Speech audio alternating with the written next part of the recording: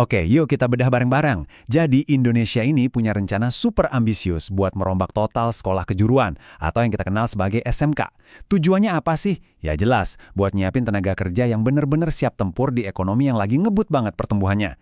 Nah, gimana strateginya? Yuk kita dalemin. Nah, ini nih pertanyaan paling mendasar, ya kan?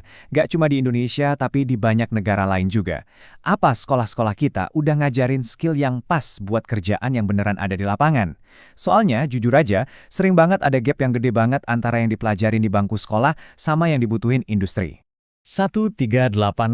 Coba perhatiin angka ini. Gede kan? Tapi, ini angka apa sih sebenarnya? Nah, angka inilah yang jadi kunci buat ngebongkar inti permasalahannya.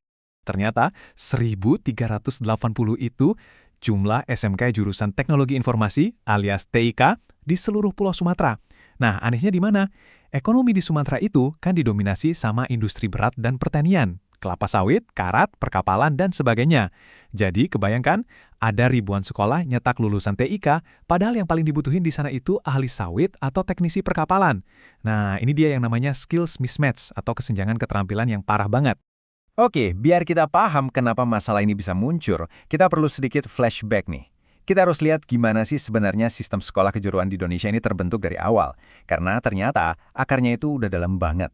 Jadi kalau kita lihat polanya, sistem SMK ini tuh selalu beradaptasi, tapi tujuannya ganti-ganti terus. Mulai dari zaman kolonial buat ngelayanin penjajah, terus setelah merdeka diubah buat pembangunan bangsa, sampai era industrialisasi buat ngejar ketertinggalan. Nah, setiap era punya agenda sendiri-sendiri, dan inilah yang ngebentuk sistem yang kita punya sekarang. Sistem yang, ya jujur aja, kadang-kadang jadi gagap buat ngikutin perubahan zaman yang super cepat. Dan ini nih, salah satu contoh konkretnya. Sekolah teknik menengah atau STM kayak gini, pada masanya jadi tulang punggung utama pembangunan industri di Indonesia. Ini bukti nyata betapa pentingnya peran sekolah kejuruan dari dulu sampai sekarang dalam sejarah bangsa kita. Nah, ngadepin masalah yang nggak sinkron tadi, pemerintah akhirnya ngenalin sebuah konsep. Dan ini bukan sekedar istilah birokrasi yang ribet loh, idenya sebenarnya ya simple banget dan masuk akal. Namanya link and match. Gampangnya gini. Sekolah nggak boleh lagi asal cetak lulusan berdasarkan asumsi mereka sendiri. Udah, stop nebak-nebak. Sebaliknya, sekolah harus nanya langsung ke industri. Kalian butuhnya lulusan yang bisa apa sih? Nah, jawaban dari industri itulah yang dijadiin kurikulum di sekolah. Simpel kan? Terus gimana cara kerjanya di lapangan? Nah, ini bukan cuma wacana ya. Link and match itu benar-benar ngebawa industri masuk ke dalam kelas. Jadi perusahaan itu nggak cuma nerima anak magang. Mereka juga ikut langsung ngerancang kurikulum, ngirim para ahlinya buat jadi guru tamu, bahkan sampai ngebantu nyediain alat-alat praktik yang canggih biar siswa belajar yang nggak ketinggalan zaman. Dan jangan salah, yang terlibat di sini bukan cuma perusahaan kecil loh. Raksasa-raksasa industri kayak Telkom Indonesia sama PT PAL yang notabene BUMN besar juga ikut turun tangan. Keterlibatan mereka ini nunjukin kalau program ini tuh serius dan skalanya besar. Ya wajar aja, mereka kan juga punya kepentingan. Mereka butuh banget tenaga kerja yang begitu lulus, langsung siap kerja. Oke, pertanyaannya sekarang, gimana pemerintah bisa tahu jurusan apa yang harus jadi prioritas di setiap daerah? Nah, kuncinya di sini adalah berhenti pakai kira-kira, mulai pakai data. Data yang dipakai itu namanya PDRB atau Produk Domestik Regional Bruto. Gampangnya PDRB ini kayak rapor ekonomi tiap provinsi. Dari data ini kelihatan jelas sektor apa aja yang jadi mesin penggerak ekonomi di daerah itu.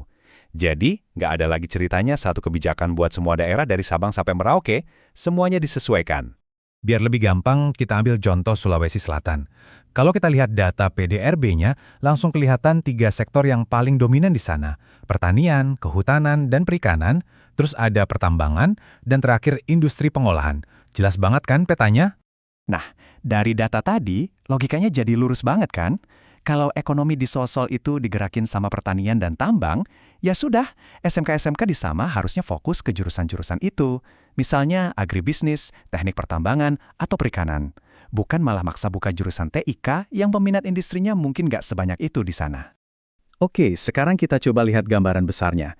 Kenapa sih urusan link and match SMK ini bukan cuma sekedar program biasa? Kenapa ini jadi super penting dan mendesak banget buat masa depan Indonesia? Nah, kuncinya ada di kalimat ini. Indonesia itu lagi ada di tengah-tengah periode emas yang namanya bonus demografi. Ini adalah sebuah kesempatan langka loh, yang nggak semua negara bisa alamin. 70%. Coba deh, bayangin. Itu artinya dari 10 orang di Indonesia, 7 diantaranya adalah usia produktif, usia kerja. Ini potensi sumber daya manusia yang gila-gilaan besarnya. Tapi, ini kayak pedang bermata dua. Di satu sisi, kalau jutaan anak muda nih punya skill yang tepat dan relevan, mereka bisa jadi mesin pendorong yang bikin ekonomi Indonesia melesat jadi raksasa baru. Tapi di sisi lain, kalau mereka nggak siap, nggak punya skill yang dibutuhkan, bonus ini bisa jadi bencana. Bisa jadi bom waktu pengangguran massal dan masalah sosial yang besar. Jadi pertanyaan besarnya sekarang adalah, sanggupkah sistem pendidikan kita, sekolah-sekolah kita, beradaptasi secepat yang dibutuhkan? Mampukah kita mengubah ledakan jumlah anak muda ini jadi sebuah era keemasan buat Indonesia? Karena pada akhirnya, keberhasilan program kayak Link and Match ini bukan lagi cuma soal memperbaiki kurikulum sekolah. Ini soal nasib satu generasi dan pertaruhan masa depan ekonomi bangsa. Taruhannya tinggi banget.